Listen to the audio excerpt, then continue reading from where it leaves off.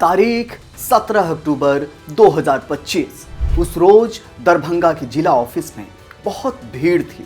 कोई नारेबाजी कर रहा था, कोई अपने नए नवेले नेता की राह देख रहा था, कोई माला लेकर पहुंचा था तो किसी के पास पटका था जो अपने पसंदीदा नेता को भेंट के तौर पर देना चाहता था।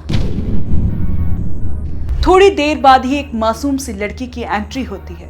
गले में भगवा पटका और माला के साथ एंट्री करते ही जिला दफ्तर परिसर में नारेबाजी तेज हो जाती है, भीड़ बढ़ जाती है। हर कोई आगे बढ़कर बधाई देना चाहता था, लेकिन ऐसा नहीं हो सका क्योंकि मिलने वाले हजारों में थे। बिहार भाजपा में एंट्री मिलते ही एक बार फिर से मैथिली ठाकुर सुर्खियों में है।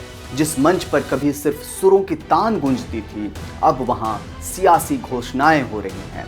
किसी ने इस एंट्री को लोक गायिका से लोक नेता बनने का सफर कहा तो किसी ने इसे कलाकार का राजनीतिक दोहन करार दिया। बिहार विधानसभा चुनाव से ठीक पहले मैथिली ठाकुर ने न सिर्फ बीजेपी ज्वाइन किया बल्कि दरभंगा की अलीनगर सीट से अपना नामांकन भी दाखिल कर दिया है। इस फैसले से सियासी गलियारों में खलबली मची है क्योंकि अब मुकाबला सिर्फ वोटों का नहीं बल्कि लोकप्रियता वर्सेस परंपरागत राजनीति का बन गया है।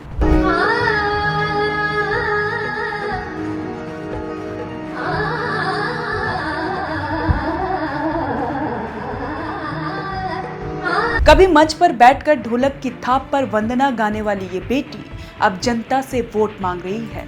वो वही मिथिला है जिसने उसे संस्कृति की बेटी कहा।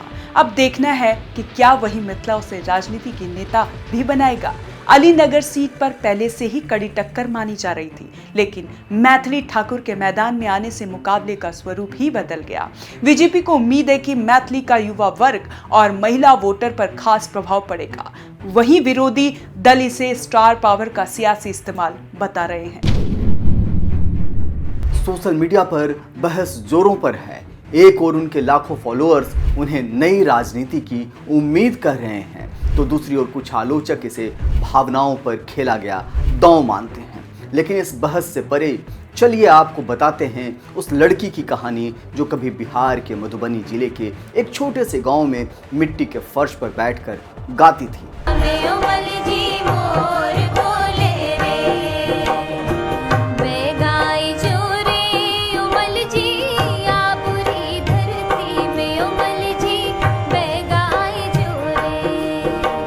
जिसकी आवाज ढोलक से भी तेज गूंजती थी और जिसने कभी स्टारडम का सपना नहीं बल्कि संस्कृति को जिंदा रखने की कसम खाई थी।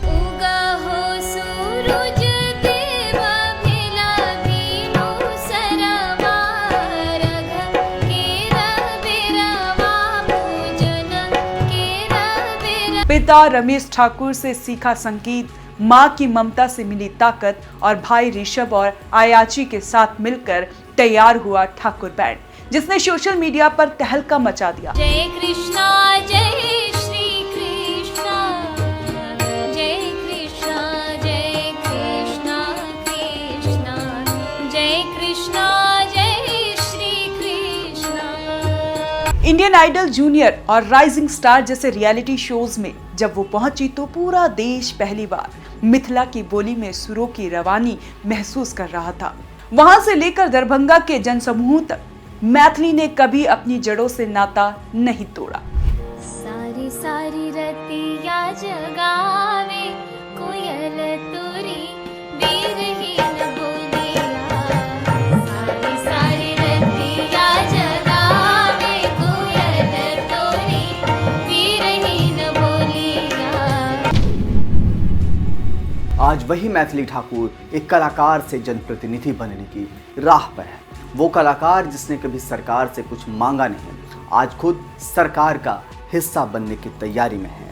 दरभंगा की अलीनगर सीट से जब उन्होंने पर्चा भरा तो ये सिर्फ एक नामांकन नहीं था बल्कि हजारों युवा कलाकारों को एक संदेश था कि सांस्कृतिक पहचान सिर्फ मंच तक सीमित नहीं रहेगी, वो विधान भवन में भी पहुंचेगी। अरे बड़ा रे कठिन ये भारतिया, पुत मोले लनी उठाए, पुत मोले लनी उठाए। मैथिली ने मात्र 12 वर्ष की उम्र में अपनी गायिका से देश भर में पहचान बनानी शुरू कर दी थी। बचपन में जब दूसरे बच्चे किताबों से डरते थे, मैथिली सुरों से संवाद कर रही थी। उन्होंने एक YouTube चैनल शुरू किया जहां मैथिली, भोजपुरी और लोक भाषा के गीतों से लाखों दिलों को जोड़ने का काम किया। आज मैथिली ठाकुर के YouTube चैनल पर 51 लाख से ज्यादा सब्सक्राइबर हैं और Instagram पर 63 लाख से अधिक फॉलोअर्स। जो कभी मोबाइल कैमरे के सामने रियाज करती थी, आज उसी कैमरे से सियासत की सीढ़ियां चढ़ रही हैं। मैथिली ने केवल सुरों से लोगों को जोड़ा नहीं, उन्होंने भाषा, संस्कृति और परंपरा को भी मंच दी, आवाज दी। वो मिथिला की नहीं, पूरे भारत की बेटी बन गई, जिसने ग्लैमर की जगह ग्राम्य गौरव को अपना मान लिया।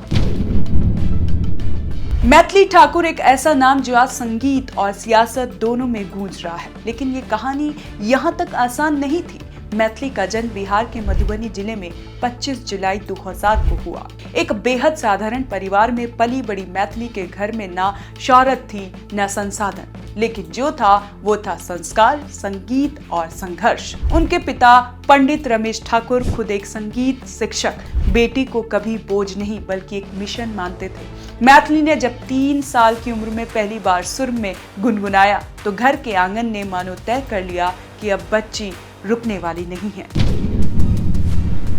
संघर्षों की असली कहानी तब शुरू हुई जब परिवार पूरे हौसले के साथ दिल्ली शिफ्ट हुआ, सिर्फ एक मकसद से, मैथिली को बड़ा मंच देना। लेकिन दिल्ली में ना कोई सहारा था, न पहचान। एक कमरे में पूरा परिवार और उस कमरे के कोने में ढोलक, हारमोनियम और उभरती हुई एक आवाज़। मैथिली ने 12 साल की उम्र में YouTube पर गाना शुरू किया। बोल थी लोकगीतों की, भाषा थी मैथिली, भोजपुरी और हिंदी।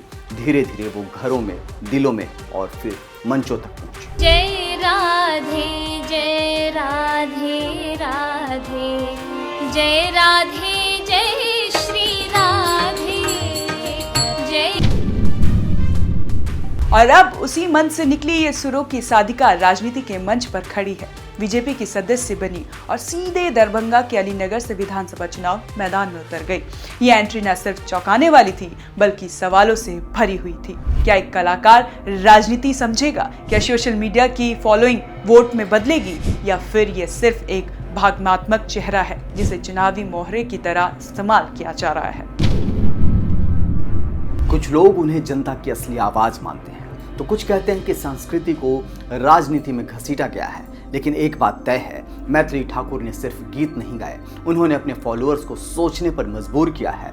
सवाल अब सिर्फ ये नहीं कि मैथिली ठाकुर चुनाव जीतेंगे या नहीं, सवाल ये है कि क्या जनता अब ऐसे चेहरों को मौका देने को तैयार है जिनकी पहचान माइक से है, ना कि माफिया से। क्या राजनीति अब सुर से सजेगी या शोर में डूबेगी? बिहार में इस बार एक कलाकार वोट मांग रही है। अब देखना यह है कि क्या जनता उसकी आवाज को जनता की आवाज बनने देगी या फिर राजनीति एक और सुर को खामोश कर देगी। संघर्ष से संसद तक का यह सफर आसान नहीं है, लेकिन जब एक सुर सत्ता के गलियारों तक पहुंचता है तो शब्दों की राजनीति में संगीत का वजन बढ़ जाता है। राजनेता के इस खास एपिसोड में फिलहाल इतना ही। मिलते हैं अगली एपिसोड में एक और चेहरे, एक और सवाल और एक और नई कहानी के साथ। तब तक देखते रहिए ONOG इंडिया।